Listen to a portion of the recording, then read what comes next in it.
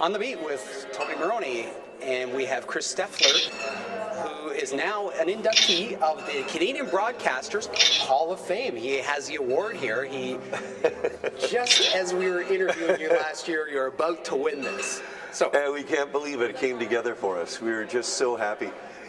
Basically, we'd like to thank everybody at Canadian Music Week. Everybody, the volunteers, like just the whole thing is just a pile of fun. And you know what? Without the Canadian people getting behind us in the early days and helping us sell the 1 million albums, none of this would have happened. So hopefully we'll be coming to your city and we'll make a little racket. Please come on down to see us. And I'd like to thank Nightingale Music and Tony Maroney very much for their help today in this fantastic update.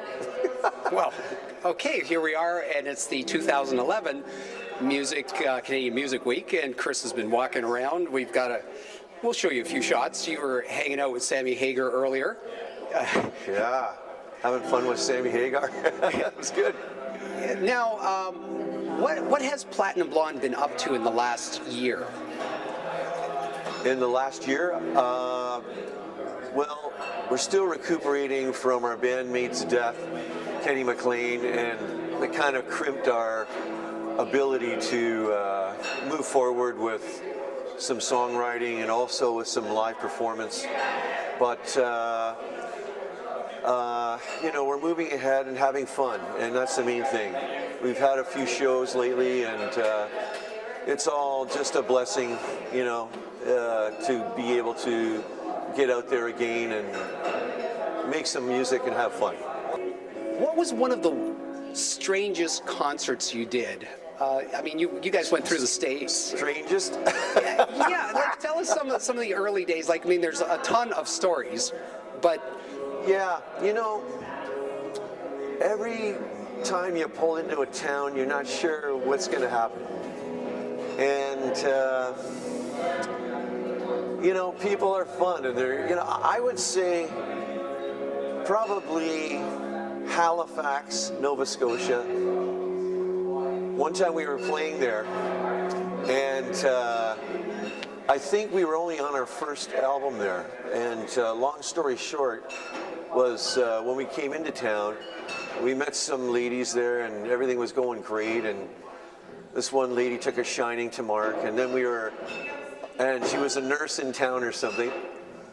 We went to do the show later that night. We're playing. All of a sudden, this beer bottle went flying out of the crowd and hit Mark right in the head, and he's a very tough guy. But this beer bottle knocked him out. And as he was playing, I was going, man, he's dragging. How is that possible? I look over, and all of a sudden he's falling over, and the whole show ground to a halt. And then the bar erupted into a riot because everybody was thinking somebody else threw this bottle.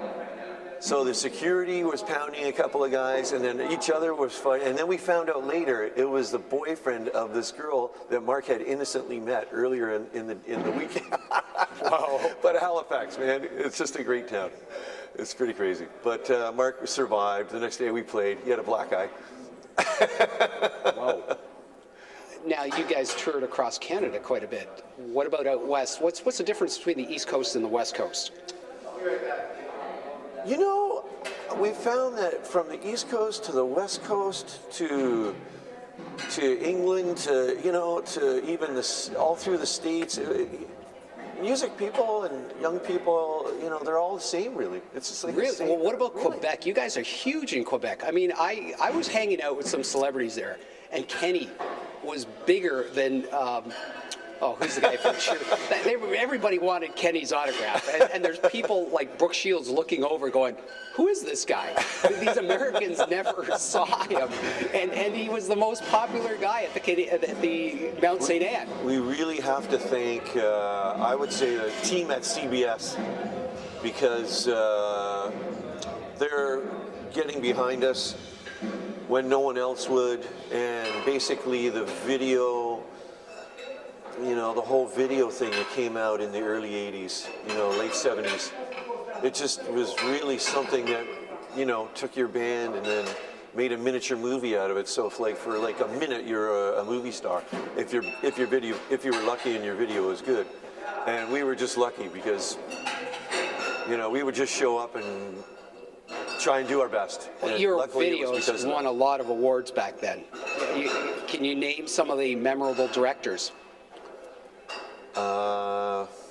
I would say the main director was Robert Courtley of Champagne Pictures. He ended up moving to the States, so we didn't get to use him for the last 2 videos, but he did all our other videos. Fantastic guy. We salute him now. One of the bands that was a great influence on us, we want to do a shout out to the guys from Godot. Greg, Gino, and Doug. I don't know how. They were way better than us. Way better than us. And I want to give this award to Doug. Please give this to him because I don't know how I got it. He didn't.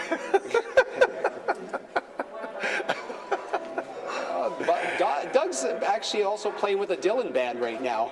The Dylan? The Dylan Tree. Dylan Tree. Yeah. Right on. Yeah. But no, Gato was a great band.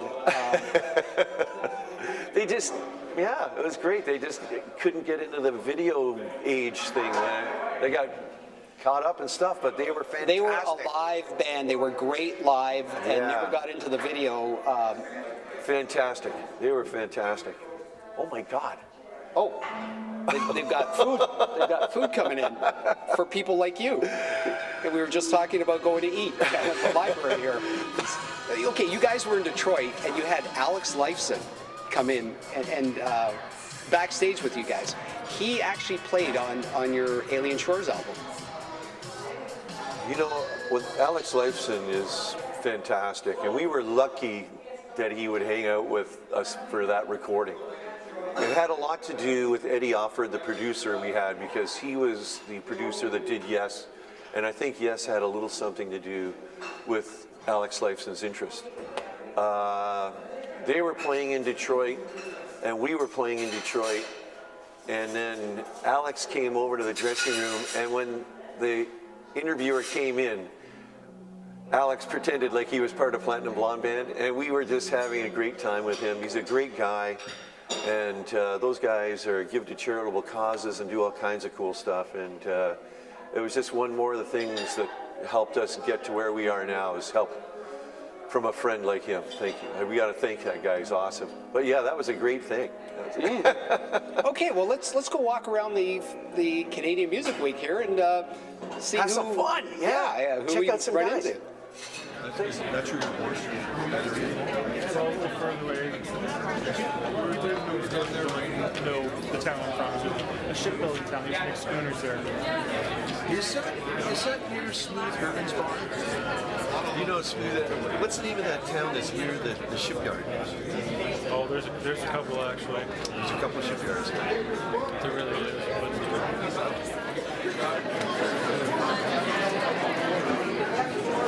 Look at Kelvin. He's reading. Weasel.